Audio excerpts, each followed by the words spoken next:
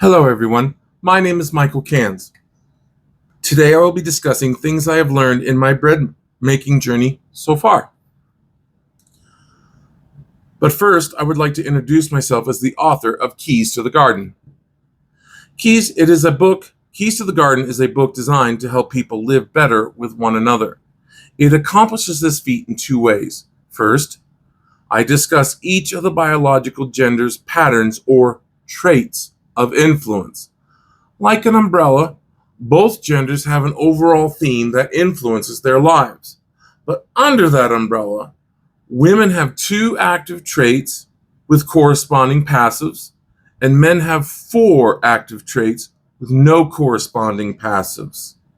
In my studies, I have discovered that these traits have a high degree of predictability and dependability. Secondly, I discuss a plan for interacting with others. This plan is not groundbreaking. It has an element of common sense. If you want to see my discussion of the plan, you can find it on YouTube. At the YouTube site, type in Michael Kanz, How to Enhance a Relationship with Others. Lastly, my book, Keys to the Garden, can be found at www.keystothegarden.com. The name of my book, Keys to the Garden, without any spaces in between the words, followed by .com. This address will take you to a page with a white picket fence. Now to discuss my bread making journey. About 2.5 years ago, I began this journey. I had a desire for homemade bread. I love the taste, smell, and health benefits.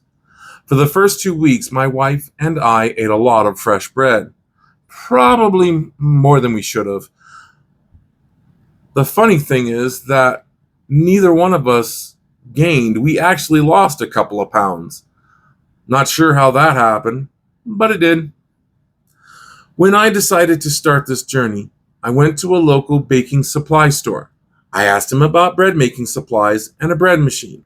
He recommended the ZOJIRUSHI BB-PDC20. I have made over 200 loaves of bread with this machine. I am pleased with it. Bread machines offer a nice set and forget convenience. You simply pour in the wet and the dry ingredients, close the lid, and hit the start button. Some people like to get more involved in the bread making process. I am not one of them. Another way to make bread making easier is to pre-batch the dries and place them into some sort of container. Instead of pulling out all the ingredients every single time you make a loaf of bread, you just pull out one of the containers. Having the ability to take a container of dries and dumping it into the mix does make things easier and less time consuming. Now for the question of why the ZOJIRUSHI BB-PDC20. According to the internet, it was highly rated. It has an easy interface and a sturdy appearance.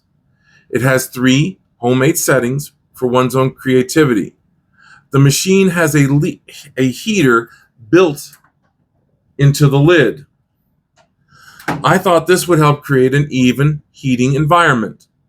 The baking pan is similar to a loaf of bread. Lastly, it has 2 mixing paddles. In my mind, it went down like this. If 1 mixing paddle is good, 2 has got to be better. As stated earlier, I have made over 200 loaves. It is still functioning well. I like the machine. That aside, I have a few wishes if they ever want to improve on it. 1. In the instruction manual on page 13, there are a lot of settings and cooking time, etc. like that, various stages, functions. But none of them give the precise time for each of the phases or stages for those functions. I would like those times stated. Secondly, in the cooking manual, there is no cooking temperature or cool down temperature given for the machine. I'd like to know those.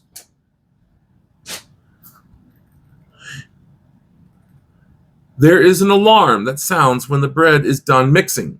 I would like to see another alarm added to the machine before it goes into the final cooking phase. This would open up options of things to do with the top of the loaf. If you want to butter it, if you want to season it, for that reason. In the home settings, I would like temperature setting feature added. It should be in increments of 5 from 150 to 450. This would allow one more baking options with the machine. They could do a whole lot more with it, and I would love to have those options. But overall, I love the machine. It is a good machine. These are just my personal wishes. Next, I got a 5-gallon pail for the flour. I bought the Gamma lid for the ease and convenience. Having this lid designed without the need of additional tools to use, lose, get, or whatever is great. It simply twists on and twists off. However, putting the bottom seal ring on was not easy, but I got it done. After 2 years, I decided to get a scale. I wish I had done this sooner. Here's why. When is a cup of flour not a cup of flour? When you scoop it. When you scoop the flour, it compacts in the measuring cup. A cup of flour is supposed to be about 120 grams. A cup of flour that is scooped is around 142 grams. It is important to note that bread making is not cooking. It is chemistry. In a recipe that asks for 3 cups of flour, 66 plus grams will have an effect on the bread. You can get away with a gram or two here and there, but 66 plus or half a cup's worth? No, you won't. Also, using a scale makes for easier cleanup. When measuring a recipe, all I ever use is a half a cup and a spoon. That's it. And that's my cleanup. After I got a couple of recipe successes, I started thinking about sourdough bread. At first, the starter seemed daunting, but now I have a good handle on it. I store it in the refrigerator until I need it. Then I pull it out, feed it with bread flour. Half a cup bread flour, half a cup water. And when ready, I use it. To speed up the fermentation process, I will place my starter jar in a pot of hot water, tap hot water. Tap hot water is around 120 degrees. So I will put it in here for 3 to 4 hours. If I want to speed things up further, I will reheat it to get a faster result. Using this method, I have no wasteful discard. Then before using it, I perform a float test. I fill a small bowl with water and scoop a little of the starter and place it on top of the water. If it floats, it's ready. If it sinks, it's not. Starters are just an area of experience. The more you work with it, the better you become. Another discovery was bread flour. I had never heard of this before. I was familiar with wheat, rye, and all-purpose flour. I had no idea what bread flour was. Bread flour is a mixture of all-purpose flour with vital wheat gluten. There are many thoughts about the mixture ratio. My own ratio is 2 tablespoons of vital wheat gluten to 1 cup of all-purpose flour. I believe this is considered a strong ratio. It works for me. Vital wheat gluten is a substance that increases the protein percentage in a recipe. In my latest recipe, sourdough honey wheat bread, I had to add vital wheat gluten to keep the bread from falling in. Literally, it looked like a souffle that had fallen in on itself, and it did it at the very last moment. To keep the bread from falling in, I decided to add in vital wheat gluten. Increasing the protein adds taste and texture to the loaf and increases the cohesion of the bread. In my bread making journey, I have thrown away many loaves of bread. They were either too wet, too dry, or just tasted horrible. Ugh. This is the normal part of one's learning curve. Bread making is a Wonderland event. Many times I have said to myself, I wonder what this will do. My most challenging bread to date is cornbread. The greatest challenge is cooking out the center. I have lost many loaves of cornbread. There was one that turned the loaf into a bowl while there left a puddle of goo, cornbread goo, on the counter. That was fun. When I finally did get it working, I started wondering what this or that would do. So I entered into my own wonderland. My first idea was adding lemon flavor. The citric acid bleached the crust and changed the flavor. After that, I thought, strawberries sound good.